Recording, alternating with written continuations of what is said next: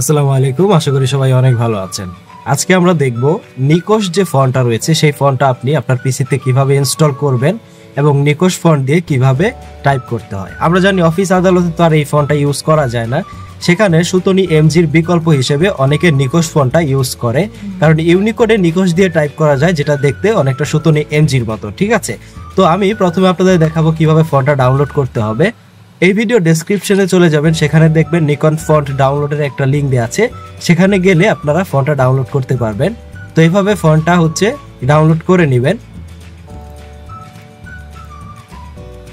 তো এইরকম একটা জিপ ফাইল আপনারা পেয়ে যাবেন। এরপর এটাকে রাইট ক্লিক করে আমরা এক্সট্রাক্ট করে নিচ্ছি, 7 জিপ দিয়ে এক্সট্রাক্ট করে নিচ্ছি। আপনি ইচ্ছা করলে উইন্ডার দিয়েও এখান থেকে এক্সট্রাক্ট করতে পারেন, কোনো সমস্যা নাই, একই কথা। এক্সট্রাক্ট করে নেওয়ার পরে আমরা এই ফন্টগুলো কিভাবে সিলেক্ট করব, এরপর রাইট ক্লিক করে ইনস্টলে ক্লিক করে দেব।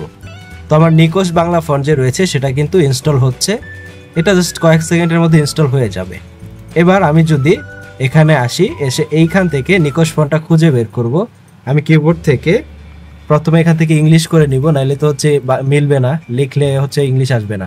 তো এখানে জাস্ট নিকোশটা লিখে দিব, এই যে নিকোশ চলে আসছে, এন্টার দিলাম। এখন আমি এখানে ইউনিকোডটা নিব, বা অল্টার কন্ট্রোল ভি প্রেস করে ইউনিকোডটা এনে জাস্ট আমি আপনাদের লিখে দেখাচ্ছি, পার্থক্যটা আপনারা নিজেরাই বুঝতে পারবেন।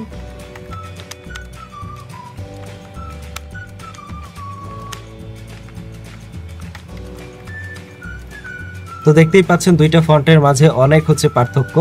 একটা ফন্ট দেখতে ওয়েবসাইটে লেখার মতো, আরেকটা ফন্ট দেখতে সুতনি এমজির মতো। অফিস আদালতে কিন্তু এই নিকোশ ফন্টটা ইউজ করা হয়।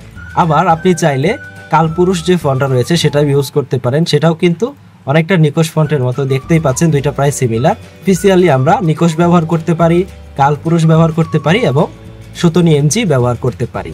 ভিডিওটা উপকারে আসলে লাইক এবং শেয়ার করতে ভুলবেন না, এবং সাবস্ক্রাইব করে রাখতে হবে এরকম ভিডিও পাওয়ার জন্য।